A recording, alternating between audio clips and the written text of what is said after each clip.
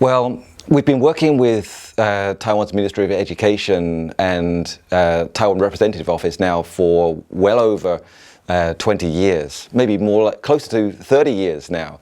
And it's been a really exciting collaboration, trying to raise awareness and understanding about Taiwan.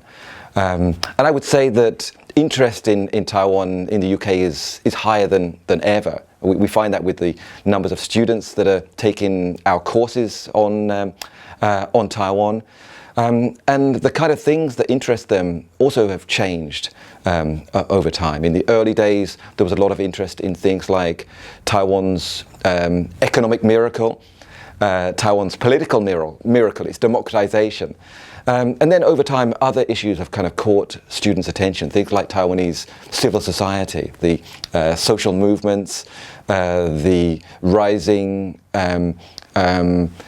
gender equality in Taiwan, I think also captures a lot of our students' attention. So Taiwan is a really fascinating country to teach and for our students to study about. I think we also find that a lot of our students, having learned a little bit about Taiwan on our courses, then want to learn more.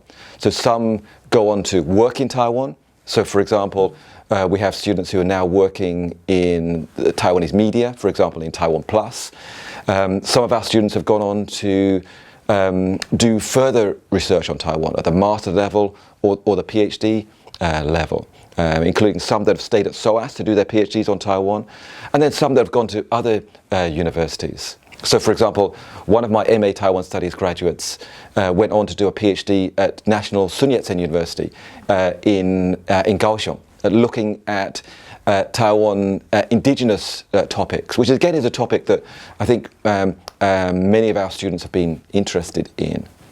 Taiwan has many really moving and exciting stories to tell. And I think that's one of the ways that we make Taiwan interesting and understandable to students. A lot of our students come to our modules not knowing too much about Taiwan, particularly our undergrads. So we'll often introduce to them some stories that would kind of capture their attention. I think things like same-sex marriage, for example, is one that a lot of our students find really inspiring. Or things like the sunflower movement, the idea of a student-led protest movement changing the course of Taiwan's relations with China. I think that is something that is quite inspiring. I remember one year at the end of a course, one of the students said to me that she felt that in Taiwan, protest matters. In other words, that the politicians, the government actually listens to protest, which was something that was quite inspiring. And often, I think there's often cases where maybe the UK can learn from Taiwan. For example, in areas such as female political representation. Taiwan has a much higher level of female parliamentarians than the UK. I would say also that Taiwan's experience of a female national leader has been much more successful than ours has. We have quite sometimes we have quite negative impressions of our experience of female national leadership. So I think there's many areas where I think we can learn from Taiwan in Europe. Well, I would say that the field of Taiwan studies has been growing significantly since I first started in this field. I came back to the UK in the late 1990s, and there was almost nothing in the field of Taiwan studies in Europe, very, very limited. And then over time, through hard work, fruitful cooperation with our kind of Taiwanese partners, I think the field has really developed extraordinarily. So I think the key thing is to continue growing, looking for kind of new areas, but also to consolidate what we've achieved. If you look at things such as, if you look at the UK, for example, we have about 4 or 5 quite active Taiwan studies programs. And I think there's probably nowhere else in the world, except maybe the United States, that has such a vibrant Taiwan studies scene. And that also applies to Europe as well. We have about 10 10 or 11 active Taiwan Studies programs in Europe. And we also have the European Association of Taiwan Studies, which we created at SOAS back in 2004, which has played a very, very important role in developing international Taiwan studies. Another area that I think shows progress in European Taiwan studies is the creation of a Taiwan Studies journal that called the International Journal of Taiwan Studies that my SOAS colleague established in 2018, which again is a really important achievement. Many people thought you could never have a journal, English language journal on Taiwan studies, but we've achieved that. So I would say that we're very excited. We're in a golden era of Taiwan studies at the moment, and we hope that can continue.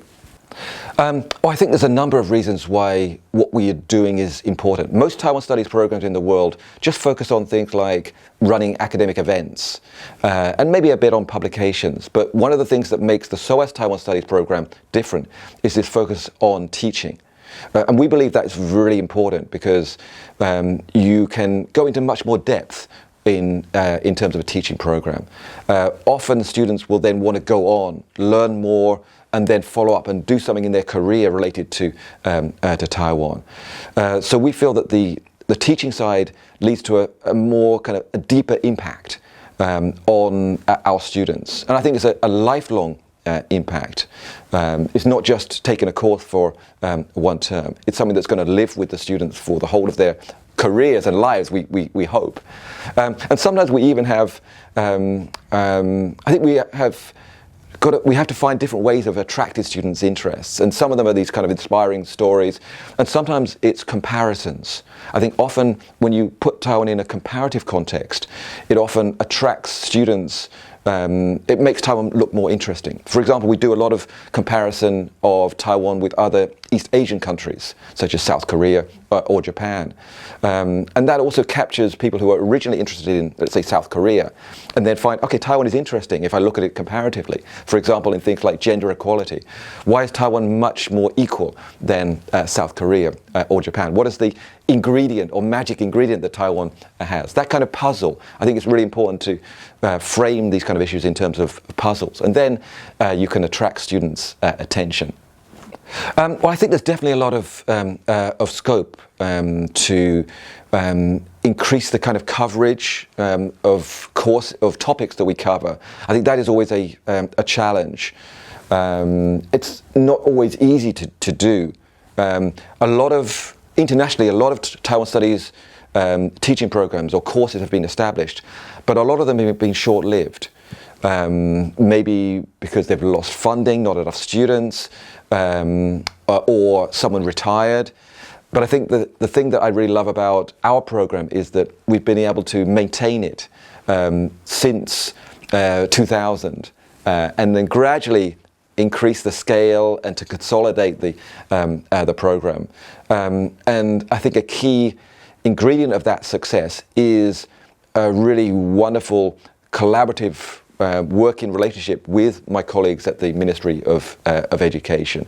And I think that has been really special. So, for example, they've been very supportive in terms of helping our students get scholarships to go to study in Taiwan.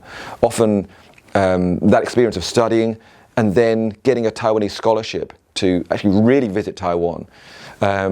And sometimes we've done some really interesting events, for example, dialogues with the Taiwanese ambassador with our students. So yesterday at graduation, we were talking to the students about their favorite events, and then one of them said, "Oh, it was doing a dialogue session with the Taiwanese ambassador and learning about the kind of practical sides beyond those kind of academic sides." So I think that is also really exciting. I mean, one of the things that we do really well is combining the academic events program with the teaching. So we have a very rich program of something like 60 Taiwan events a year, and then connecting that to the teaching. That really helps the student learning experience. Well, clearly it's a really important trading partner. I think that Taiwan and the UK share a lot of common values. If we think about things like democracy, freedom of the media, the focus on gender equality. I think there's a lot of commonality there. So I think there's a lot of areas where there can be really fruitful exchanges. I think one really good example that has developed in recent years has been railway diplomacy. So one of my Taiwan Studies colleagues has been involved in developing partnership agreements between, for example, British Heritage Railway Centres and the Taiwan Sugar Corporation. I think that kind of exchange is really nice because it kind of brings in new audiences and makes groups that maybe weren't aware of Taiwan in the past suddenly think, okay, maybe Taiwan is interesting. Maybe I should visit Taiwan. We've been working together with a number of Taiwanese partners since the late 1990s. And one that we particularly have enjoyed working together with is the Ministry of Education. We first started working with them in 2009. And they've helped us to develop our teaching program since then. We signed the most recent agreement with the Taiwan Ministry of Education in the summer of 2024. And that not only supports a teaching post, but it also supports fieldwork scholarships. So this means that some of our students, during their study at SOAS, can go to Taiwan to do some short fieldwork visits or go to conferences to present their research on Taiwan. And we've already seen the positive impact of these kind of scholarships because this enriches the quality of their dissertations. So for example, one of my students last year went to Jinmen to do field work, to do a project on voting behavior in Jinmen. So that enabled him to kind of connect that real-life fieldwork experience with his academic studies. So I'm really excited, and this latest agreement covers the years 2024 to 2027. So that is another reason why we're really excited about developing Taiwan Studies in the future. So SOAS has perhaps the largest Taiwan Studies Center in the world. And we've been operating since the late 1990s. And we have the widest range of Taiwan Studies teaching courses in the world. We are the world's leading promoter of Taiwan Studies publication with the Taiwan Studies book series and Taiwan Studies journal. And we're also perhaps the most active Taiwan Studies Center in terms of events. So we run something like 50 to 60 Taiwan Studies events per year. So SOAS is the place to be to study Taiwan.